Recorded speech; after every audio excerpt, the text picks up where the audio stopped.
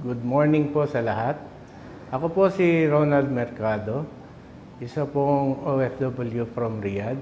Nagtatrabaho po ako sa King Faisal Hospital na nagbakasyon lang po dito sa Pilipinas noong May 23. Noong February, meron pong isang tao nag-convince sa akin na i-offer itong business na to at saka yung, at the same time yung insurance. Hindi po ako nagdalawang isip na mag-avail. Even though hindi po natin iisip na darating yung aksidente sa buhay natin. Malaking pasalamat ko po na nakapag-avail ako ng insurance. Noong pong June 3, naisipan ko pong mag-repair sa bahay. Bubutasan ko po yung dingding para po magkaroon ng exhaust para doon sa kabilang kwarto magkaroon ng AC. Habang po nag-grinder ako, dahil po maalikabok yung binubutasan ko. Siguro po hindi ko napansin na dumikit na yung daliri ko.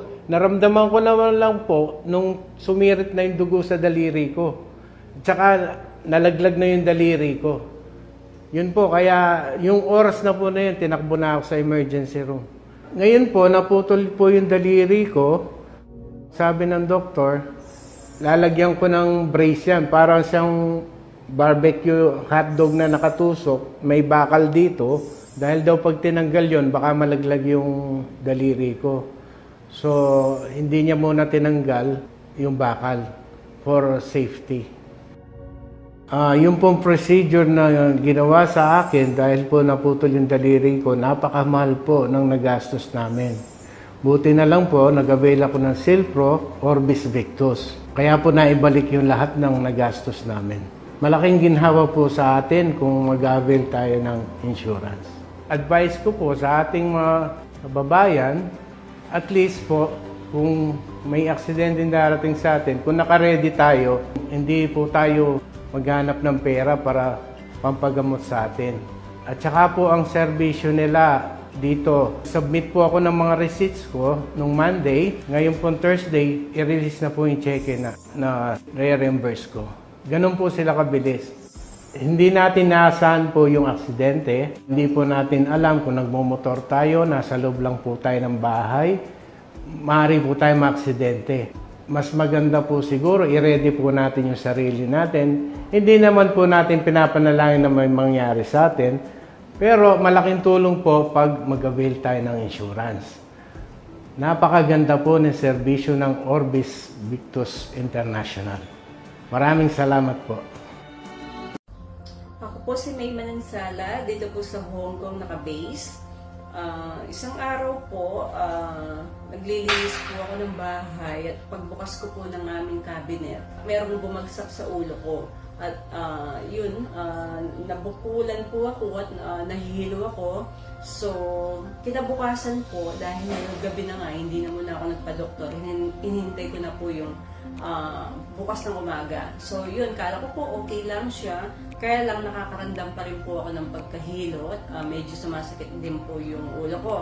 Kaya natakot po ako dahil lulungayan. Kaya nagpa-check up po kagad ako. At sabi naman po ng doktor, kailangan ko pong may x-ray kagad as soon as possible. Kaya yun po, nirefer niya po ako sa laboratory para magpa-x-ray. At yun, lahat po ng nagastos ko, ang maganda po, na-reimburse ko po sa ating Orbis Victus International or sa OBI.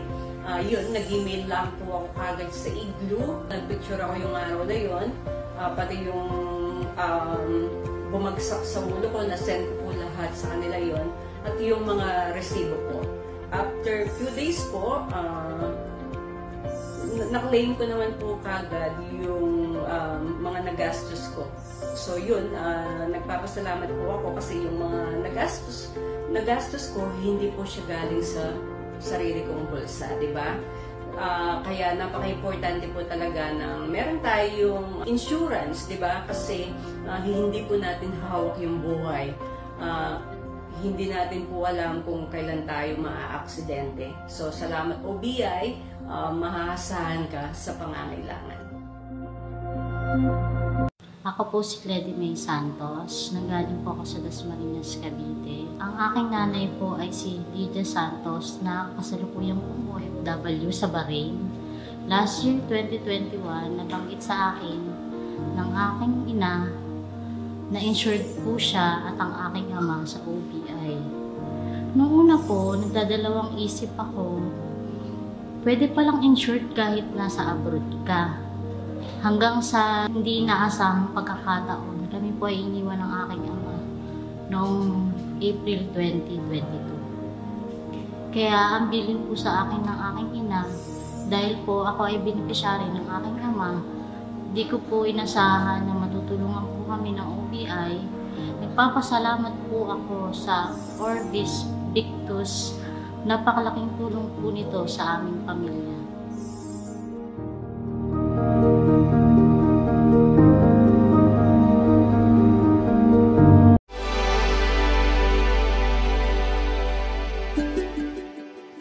Ako po si Almarica Humawan, taga-Poblasyon Pulumulok, South Cotabato. Ang aking anak po, si Rica Jean Humawan, nakagat po siya ng aso. Galing po siya sa trabaho, pag-uwi niya, hindi niya inaasahan na bigla lang siyang kinagat ng aso. Tapos, pagdating niya sa bahay, nag-play siya sa akin, sabay sabi, "Ma'am, nakagat ako ng aso." Sabi ko naman, "Saan banda?" Siya dito po sa binti. Kapag napangit po ang tumalag sa kanyang binti. Tapos, sabi ko sa kanya, "Punta ka agad tayo sa ospital kasi malaki ang sugat, kagat ng aso." Pagdating namin doon sa ospital, first injection pa lang niya sa anti-rabies. So, 10,000 plus po ang nagastos namin. After 1 week, sunod-sunod na yun. Hanggang ika-4 na beses siyang tinurukan ng anti-rabies po. Umabot po ng 17,093 po ang aming nagastos sa ospital. Malaki po ang aking pasasalamat sa Orbis Victus International kasi noong November 2021, na-share sa akin ang Orbis Victus International. Hindi ako nagdadalawang isip na sumali kasi hindi ko po hawak ang panahon na ano po ang mangyari sa aming family. May peace of mind po kasi malaking tulong po ang Orbis Victus International. Ito po yung natanggap namin. Salamat sa Orbis Victus dahil reimburse ang aming pagkakas. Orbis Victus International, maraming salamat po. Ako si Maria Salome Bernales. Member ako ng EC since 2020. Nung kasagsagan ng pandemic, nagbukas yung EC ng panibagong division which is OVI. Nung nakita ko yung Silpro, ginrap ko kaagad, nag-cover ako para sa sarili ko. Kasi mas maganda, insured ka para magkakaroon ka ng peace of mind. Sa buhay natin, hindi natin alam kung kailan darating yung disgrasya. Habang naglalakad ako, bigla akong napatabi kasi may tricycle akong kasalubong. Ngayon, hindi ko na notice itong kabila ko palang side is malalim. Ngayon, nadulas itong left na paa. Habang naman bigla itong napaluhod. Dali-dali lang ako tumayo kasi syempre maraming tao. Tuloy ako lakad pa uwi. Naramdaman ko na yung kumikirot siya habang naglalakad ako. Tapos namamanhid. Pagdating ko ng bahay, hilot-hilot ko. Tapos pinahinga ko lang. Akala ko wala lang siya. Na-notice ko, nung magsi-CR ako, hirap na akong umupo. Tapos hirap nang tumayo. Tapos maga na yung tuhod ko. Kaya nag-decide ako, the next morning, kailangan ko magpunta sa doktor. Yung pina-check up ko sa orthopedic. Sinabi sa akin ng doktor na MRI. So, ginawa ko kaagad yun. Pagkatapos ko mag-MRI, nakita na may punit pala yung litid ko. naisip ko na cover pala ako ng OBI. March 28, nag-report ako sa OBI. Ay, nag-reply naman sila agad. Sinabi sa akin kung ano yung mga requirements, kaya kinumply ko po lahat yon. Nung nakompleto ko yung lahat ng requirement, pinasa ko na. Ngayon, April 13, i-claim ko na yung cheque. Ganun siya kabilis. Muli, nagpapasalamat ako sa Orbis Victus International. Tunay nga, nag-agapay mo ang OBI. Ako po si Cledy May Santos. Nanggaling po ako sa Dasmariñas, Cavite. Ang aking nanay po ay si Lydia Santos na kasalukuyang OFW sa Bahrain. Last year, 2021, nabanggit sa akin ng aking ina na insured po siya at ang aking ama sa OBI. Noong una po, nagdadalawang isip ako, pwede palang insured kahit nasa abroad ka. Hanggang sa hindi inaasahang pagkakataon, kami po ay iniwan ng aking ama noong April 2022. Kaya ang bilin po sa akin ng aking ina, dahil po ako ay beneficiary ng aking ama, di ko po inasahan na matutulungan po kami ng OBI. Nagpapasalamat po ako sa Orbis Victus. Napakalaking tulong po nito sa aming pamilya.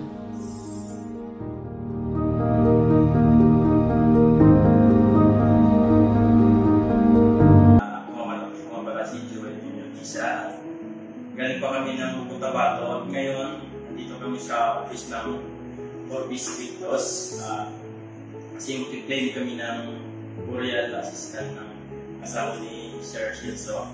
At ngayon nagpapasalamat din kami kay Miss Marivic Ato na nasa Kuwait ngayon kasi kinuha niya ng protection ng kanyang mama para in case emergency. Salamat ako sa OBI. Itong araw na ito, nakuha ko ang cheque na ito para sa asawa ko.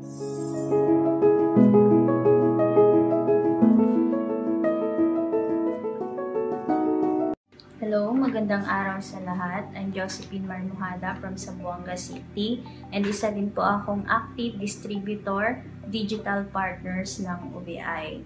Isa po ako sa magpapatunay na natulungan ng Orbis Victus International. June 9, nagkaroon ako ng accident sa loob lamang ng aming pamamahay.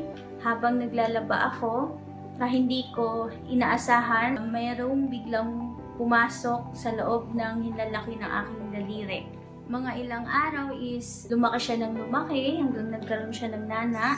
Kasi hinayaan ko lang din siya kasi minor accidents lang din naman. Nagtitake ako ng gamot and then hindi siya nawawala, hanggang lumaki na siya ng lumaki, hindi na ako pinapatulog. June 21, nag-decide ako pumunta ng hospital and then doon ko nalaman na nagkaroon na pala siya ng infection.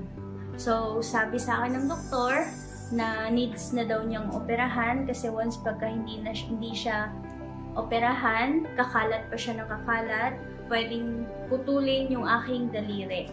And then buti na lang, nakilala ko yung OBI na nagpapasalamat din ako sa tao na nag-share sa akin ng OBI. Sobrang blessed, sobrang thankful din kasi kanina yung aking naigastos sa hospital. Pumunta ako kanina sa office ng OBI or Orbis Victus International. Nag-claim po ako ng aking reimbursement. Sobrang nagpapasalamat ako kasi yung savings ko, hindi siya na gastos. Kaya sobrang sarap sa part kasi insured ka na and then protected ka na sa OBI. Yun lamang po. Thank you and God. Hello everyone. This is Roda Sikat po, na taga Paris, France. Matagal na po ako sa company ito. Napakasaya ko po kasi dumating yung innovation ng company. Nagkaroon tayo ng insurance.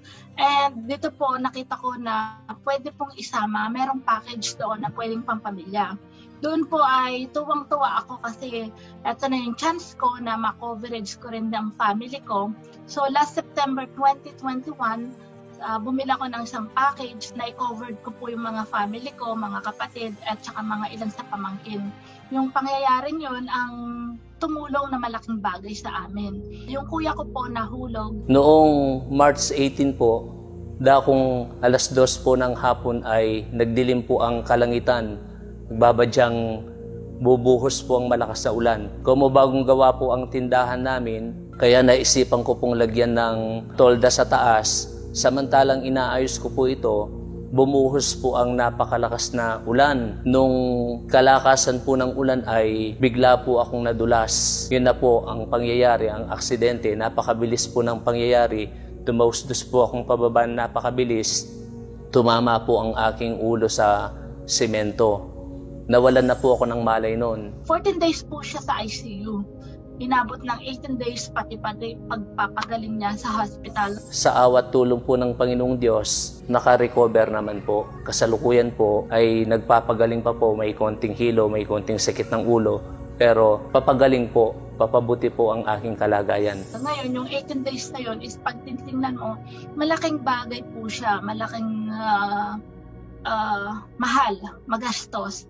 Ang isa po sa ipinagpapasalamat ko ay kinuhanan ako ng kapatid ko na si Roda ng Silpro. Malaking tulong po ito sa amin sapagkat na-reimburse po yung naging gastos namin sa ospital dahil po sa Orbis Victus International. Kung siguro kinuha ko sa savings ko, paano kaya kung wala kang pera, kung wala kang savings? Yung mga ganong pangyayari sa family, minsan hindi naiiwasan talaga. So tulong-tulong. Para sa atin, sa amin po, lalo sa ganitong panahon po ng kahirapan na napakalaking halaga po ng naitulong sa amin. Ngayon po, May 18, taong kasalukuyan, 2022 ay natanggap na po namin yung reimburse nung nagastos po namin sa hospital na 209,000 na nakacheque po. Sa panahong ito po ay napakalaking tulong dito para sa atin. Maraming salamat po, Orbis Victus International, sa napakalaking tulong po ninyo sa amin. Salamat po ng maraming. Buong family po namin nagpapasalamat sa tulong ng company. Orbis Victus is isang bagay na malaking tulong. Maraming Christopher, kapatid po ni Jerome Dumapias. Kasama ko nga pala yung aking ina na si Ursilina Dumapias na naging beneficiary ni Jerome Dumapias. Noong June 12 ng gabi, nalaman po namin yung aksidente. Pero ang nangyari noon, nalaman ko lang sa aking ina na tumawag sa akin ng gabi na iyon na pumunta daw ako dito sa Mandaluyong. Hindi ako naniwala sa insidente na iyon dahil ito si Jerome ay nagpa-prank. Kaya sinasabi ko sa magulang ko, baka biro lang ito ni Jerome. Hindi ako naniwala kagad. Sabi ng aking kapatid na si Melda Dumapias na andito daw po sa may rotonda ng Pasig sa Purinarya. Pumunta ako doon at doon nga po nakita ko na totoo yung mga sinasabi po nila. Napabigat din sa amin yung nangyari, yung Kyoge Purinarya. Ang malaki pala ang babayaran namin sa kanila. Maabot po sila ng 130 package na po yung lahat. Nang lumapit po kami sa M-Global, pinapunta kami dito sa OBI na nalaman po namin na meron palang pinilapan ang aming kapatid na si Jerome Dumapias ng insurance. Doon kami natuwa ng bawat isa sa amin ng pamilya na may matatanggap pala ito si Jerome. Inasikaso naman po namin yung hinihingi nila ng mga requirements. At agad namin ito na kumpleto at ipinasa ng Lunes din po sa OBI. At sa pagdating po namin sa opisina ay naramdaman po namin yung pakikiramay nila nung nalaman nila na nawala na pala ang aming kapatid. At agad-agad naman po na inasikaso nila yung mga requirements namin na aming pinasa sa kanila. At sinabi naman ng isang staff nila na balik na rin kami ng kinabukasan. Yun nga po ang ginawa namin, bumalik kami. At pagkatapos, Wednesday po namin nalaman na nagkaroon na daw ng cheque. Nung pumunta kami ng Thursday, nalaman namin, times 3 pala. Kasi ang nasa isipan ko lang namin na isa lang nakuha ni Jerome. Yung pala pinilapan niya na 3 coverage pala nakuha niya. Kaya natuwa po kami sa pangyayari ngayon. Mababayaran na namin po yung halaga ng hinihingi ng Purinarya. Pasalamat ako na bilang magulang, biglaan ang pangyayari, nakatanggap kami sa ganun na halaga. Nung panahon na yun, kung saan kami makakakuha ng pera para mapaayos siya. Kasi walang-wala kami nung time na yun. At nagpasalamat ako, lahat-lahat sa natanggap namin na chike, lahat na utang, at saka merong konting naiwan para sa pang-araw-araw namin. Kailangan sa paglakad, sa pangyayari na mahuli sana ang nagpinsala sa kanya, yung bumaril sa kanya. Yun ang asikasuhin namin. Kami, bawat ng pamilya, kasama ang aking ina, kami nagpapasalamat sa company na pinasukan ni Jerome sa M Global at OBI. Maraming salamat sa Orbis Victos International nakatulong sa amin.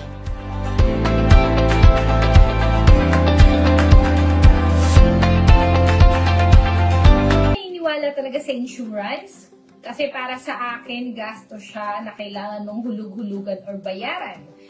Di ka naman maa-aksidente, parang o di mo naman kailangan kasi mag-iingat ka naman talaga lagi. Mostly, ganun talaga yung mindset or thinking na mag-iingat lagi. Hi, I am Merly Trapis, nanay, and isa po akong active distributor ng company na to. Dumating sa point na nung nilaunch po ang Orbis Victos or yung OVI, kumuha po ako ng policy or Silpro para sumunod lang sa karamihan or go with the flow. But the thing is, hindi ko po talaga siya naiintindihan or wala akong naintindihan.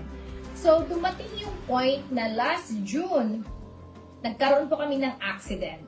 Pauwi kami ng bahay, alas 10 ng gabi. Pagdating namin sa crossing, bigla na lang po may sumalpok sa amin na to the point na sa sobrang lakas, umikot po yung sasakyan namin. Yung trauma, kasi kasama ko po yung anak ko that time, yung partner ko, na hanggang ngayon ramdam na ramdam ko pa yung feeling. Dumating talaga sa point na naging grateful ako sa insurance. Nagpapasalamat ako kasi nung dinala ako sa hospital, maraming bukol sa sobrang lakas ng impact, yung ulo ko, yung mukha ng anak ko na magaren.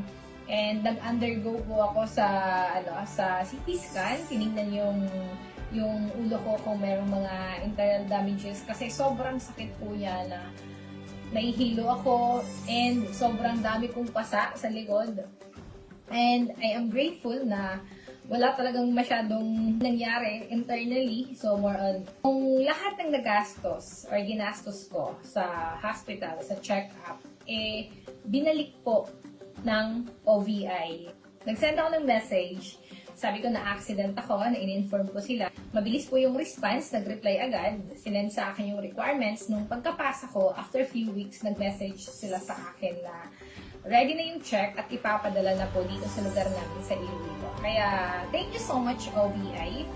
Isa ako sa mga buhay na patunay at hindi naniniwala insurance. Right now, I am a believer na ng insurance.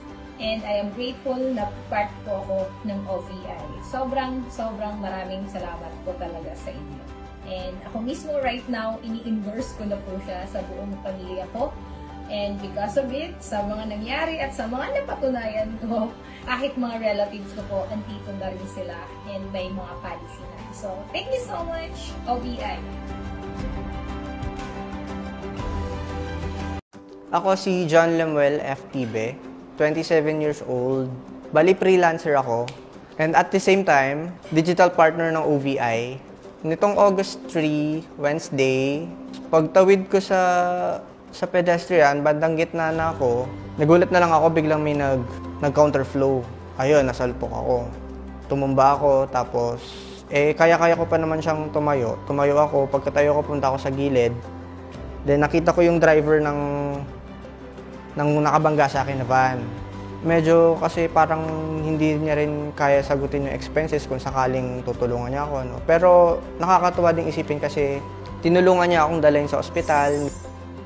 Pagdating namin sa ospital, bali ang ginawa na lang namin is chinek kung may bali ba ako, nagpa-x-ray ako.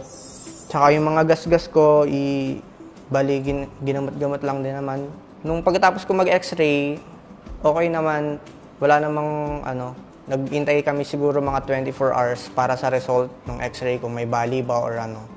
Ang dinicide ko na lang kasi syempre medyo mahal siya na decide ako na umuwi na lang. Kasi feeling ko sa sarili ko, kaya ko naman. At yung mga gasgas, ininuman na lang din, niresetahan. After 3 days, sabi sa akin ng doktor, bantay-bantayan na lang daw din siguro kasi kung sakali, kung may masakit pa, ganon, i-CT scan. Which is thank you naman dahil wala din namang sumakit. Ayun. Mama ko, nasabi niya sa akin na may insurance na OVI. Nag-inquire ako kung paano bang gagawin. Ganito, nag-email ako sa OVI. Tapos nag-apply na rin ako. Then ito na. Nakuha ko na. Ang cheque na mga nagastos ko. Bali, si mother ko, na nasa Barcelona, Spain, siya talaga yung nag-push na makover kami. Buong family with OBI. Kaya nito, nagpapasalamat ako sa OVI kasi lahat ng expenses ko sa ospital, sa mga gamot, bali na i-reimburse ko lahat. Kaya ganito na lang din talaga ka-importante kapag insured ka.